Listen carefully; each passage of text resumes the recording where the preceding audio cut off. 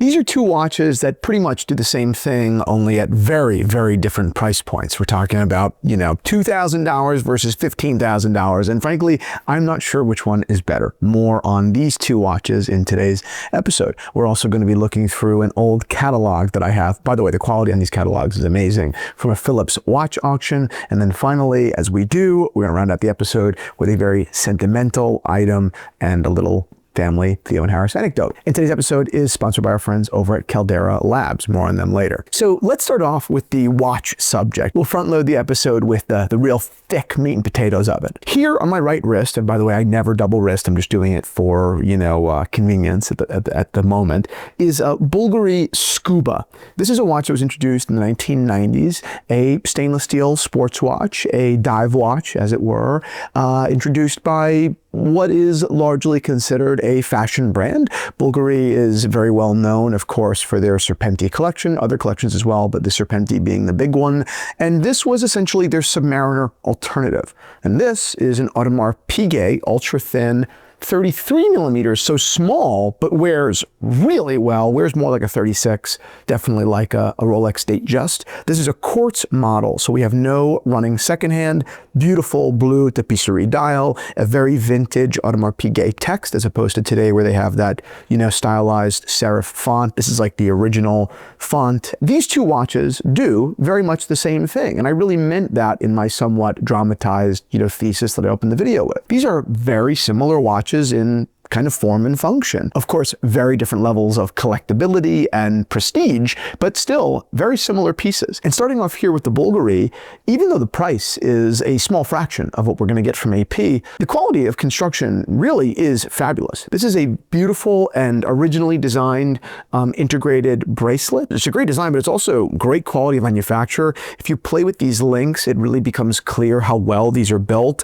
I actually think and would defend the assertion that this is made much better than any Rolex comp from that time, from the 1990s. I don't think that Rolex caught up to this quality of manufacture until the ceramic models started coming out. And at that point, okay, fine, they're great. But this is, for a 1990s watch, far better than we're going to find from most other brands at the time. And the quality of construction and its building does not end with the quality of the bracelet. It's the movement too. I mean, it's probably an EDA movement, or most certainly is, but it's a chronometer. Like, this is not, they did not mail this in. Like, this watch was over-delivered. This watch was better than it had to be to sell to Bulgari clients, right? It's pretty damn good. We do have a unidirectional bezel here, of course, for diving. We have beautiful tritium lume throughout, a pretty damn well executed date window, but the big caveat is the brand. Do you really want to own a Bulgari? At the time, sure, it was a fashion thing that was maybe cool, but then, history did not treat them so kindly in the watch world. It wasn't until 2013, around there, that Bulgari started picking up steam with the Octo Finissimo, that Bulgari, under the leadership of LVMH, really started becoming a very serious player in watches again.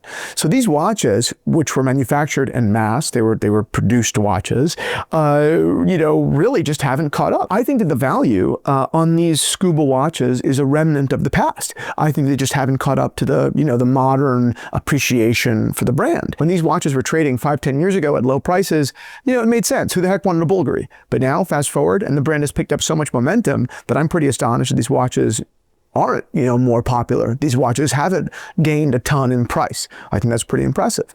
Now, this watch versus a Rolex Submariner, you can't compare the two, of course. The Rolex is going to have, upward mobility and collectability that a Bulgari just simply, won't have. But you also don't have the price tag. And the other thing you get with Bulgari that you don't get with Rolex, apart from saving a ton of money, is also, a bit of a divergent thinking, right? Owning something that not everyone else owns. For me, someone that does spend money on watches but doesn't allocate a lot of money toward their sports watch, it's not a big priority. Of course, I have one GMT, but barring that, it's not a priority for me. I love finding alternatives that are really well made and a little bit different. And this is the opposite of that. This Audemars Piguet, it is an objectively collectible watch. It is a more important watch. It is probably a more brilliant, better design. I love the Bulgari, but the AP Royal Oak is a legend for good reason. And this model, I think, at its size and proportion and thinness, does make sense. In all fairness, this is actually like pretty much a perfect Royal Oak, particularly the thinness, proportion. I think that this is just I mean, it disappears on your wrist, which I think is kind of the point of a Royal Oak. I think that this Royal Oak is actually a lot truer to the Genta design and like its brilliance than most of them today. They're a little bit, you know, too big, thick, and blingy. Not all, but most. And this just gets it right. The watch is also in fabulous condition. And again, the beautiful dial and everything is great. But it does, you know, man to man, I get why both watches exist. I get why both watches are the prices that they are. Bulgari being low because it's a Bulgari, AP being high because it's an AP. And those two reasons being the big deciding factor, I get it.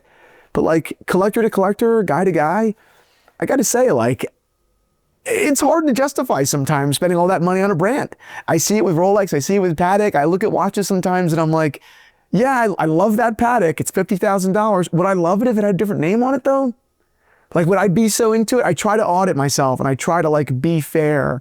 And I try to say like, okay, taking the hype away, do I earnestly like that watch for the amount of money that it costs?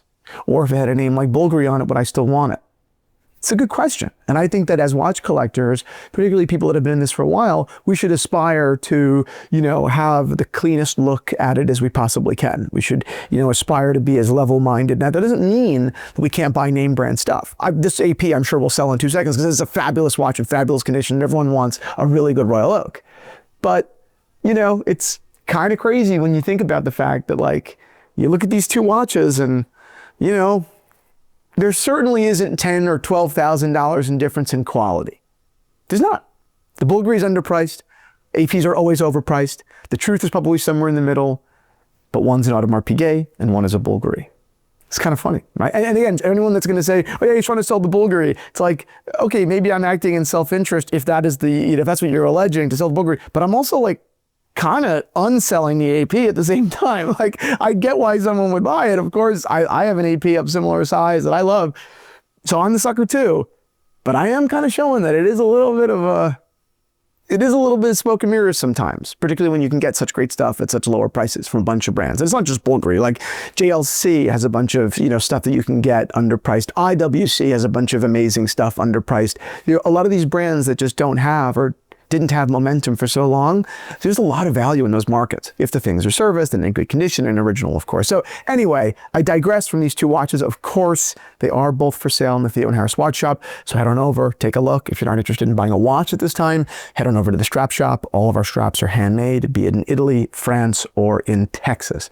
So head on over there and enjoy. Just a quick second and a message from our sponsor of today's video over at Caldera Labs. We've been using Caldera Labs now for about 2.5, 3 months, and we love them. We love them for a couple of reasons. One, they have an incredibly simple 4-step process that just completely reduces the anxiety and leaves all of the questions out of, you know, skincare and kind of maintenance, right? There's nothing wrong with getting older or looking older to a point, but we just don't want to look tired. The first step is what they call clean slate. It's just a gentle cleanser that doesn't dry your skin out, and it's perfect for starting and ending your day feeling fresh. The second step is called eye serum that helps reduce puffiness, dark circles, and fine lines. The third step is what they call their base layer, which is a deeply hydrating moisturizer that absorbs really quickly and leaves no greasy finish. The final step is called their Good, and it's a powerhouse serum with over 3.4 million antioxidant units per drop, which is a ridiculous number, and it is clinically proven to reduce signs of aging and dryness, leaving your skin looking healthier, smoother, and even more well-toned. And Caldera Labs is just the most efficient, the most seamless quality, and by the way, clinically proven solution for men. So if you want to open up a new chapter and start just looking better or even looking your best, head on over to calderalab.com/Theo and Harris for 20% off with your first order. The link is down below. That's calderalab.com/Theo and Harris off your first order. Go enjoy. Next here is a beautiful catalog from the Phillips watch auction. This was back in 2019, December 10th. I attended this auction with a buddy of mine, and I keep this, you know, this auction catalog by my desk, and I do look at it often. Why? Because no one does as good a job as auction houses, or good auction houses, at documenting the watches. Now, of course, they're trying to sell them, but that's kind of the point. They do such a good job documenting them, taking photos of them, and frankly, sometimes altering those photos for their own self-interest. There's plenty of fraud that happens, but the photos are just so clear. The history is so clear. It's so poetic, because it's inherently self-promotional. They're trying to sell the things, trying to drum up momentum. I happen to love looking at auction catalogs, particularly ones that have been expired, because it is all thrill, but no actual temptation to buy anything, because they have all been sold many moons ago. So this was the Marlon Brando auction, which was not a watch that I was particularly interested in, but it was the GMT that he wore in Apocalypse Now. Here you'll see a photo of his engraving on the case back, which is just the worst, maybe, engraving of any case back ever. It's just so messy and ugly. It looks like he did it with like his own knife, which I guess might make sense. It's so ridiculous. And this is a super recognizable watch, of course, because of the missing, bezel there, which again, it's a GMT, so it's totally oxymoron, doesn't make any sense, kind of, but it's very, very cool. But they had a lot of really amazing stuff here. You had Jack Nicklaus's Rolex 1803, which was a huge deal, and his original letter to the winning bidder. Talk about provenance, that's just so cool. He actually wore it, and I don't just mean like lightly, like this watch is worn. You even look at the lume plots, and like almost every one is missing, like something like 8 out of the 12 are completely missing. And I don't think that's a defect. I think that's a feature, not a defect. You had this incredible Patek Philippe reference 5004 in rose gold. These are just some of the most beautiful watches you can possibly imagine. I actually prefer them in white gold with silver dials, but these are just unbelievable. And if you look at the quality of the case, it's not perfect. It definitely has been polished, but the quality is there. It's just such a beautiful watch to see in such close detail. And on Instagram, of course, people do their best, but you're just not going to get this level of clarity and quality. And really looking at photos like this is how you gain an understanding of what the watches are supposed to look like, right? What the original lines are supposed to look like if they're not polished, etc. You have an incredible 1518 pink on pink, and just look at the case lines. I mean, you don't, again, I don't want to sound like being redundant, but you just, unless you have an understanding of a baseline of what a watch is supposed to look like from factory, or what it did look like from factory, you just don't know what good quality is. And if you think about it, really, you take a second to look at these catalogs and to see these case lines, to see the original graining, right, the brushed finishing, you see the color blue right on the hands. Not only is it a portal back into the past and into the era that made Patek Philippe the titan that they are today, but it does make you think, like, how has this even survived this long in this condition? Incredible condition watches do beg that question, and it's almost puzzling, or it can be puzzling. Like, how has this watch survived 50, 60, 70 years unscathed? I mean, was it ever worn? And if it was never worn, which often happens, imagine the person that bought it originally. These watches were a fortune. And you start to think about what the wearer was like. Who was it? Why would he just buy this watch, put it in a safe on Madison Avenue, and now it's for sale because he's passed and his grandkids are selling it? Like, that's such a cool part about watch collecting. Whereas you look at this Daytona, it's a John Player special, sure, but the condition is not there at all. And you look at that and you say, like, once you become a little spoiled with condition and you know what original case lines and original case thicknesses look like, then you start to look at something like this and you go,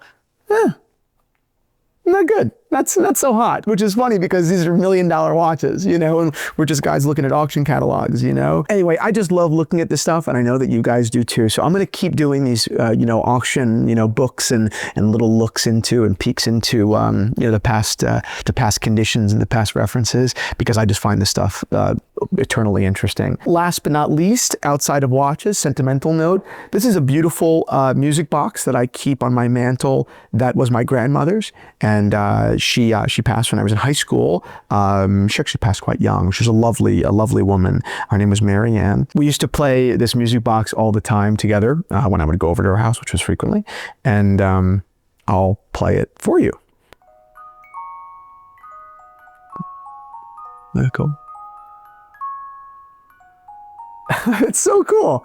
First of all, the mechanical nature of it is so cool. I think that music boxes are just so neat. We have one of her last palms too.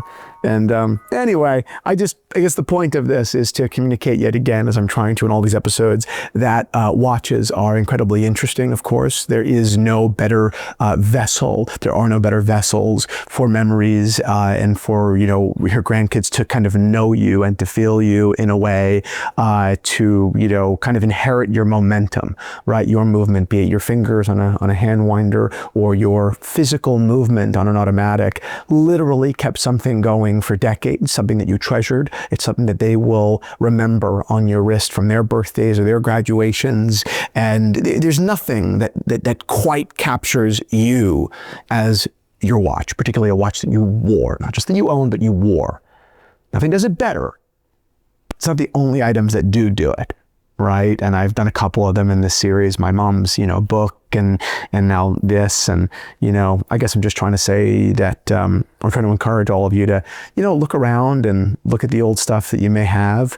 And if it's hidden away, take it out, put it on a mantle, put it on your desk and enjoy it. And remember all of those that came before you, all of those who without them, right, you wouldn't be you, for better or for worse, I suppose. Sometimes worse is over there on my wall. We don't get to see that right now, but it all matters. It all really matters. There's no better medium than watches, but it's not the only medium. This music box means the world to me.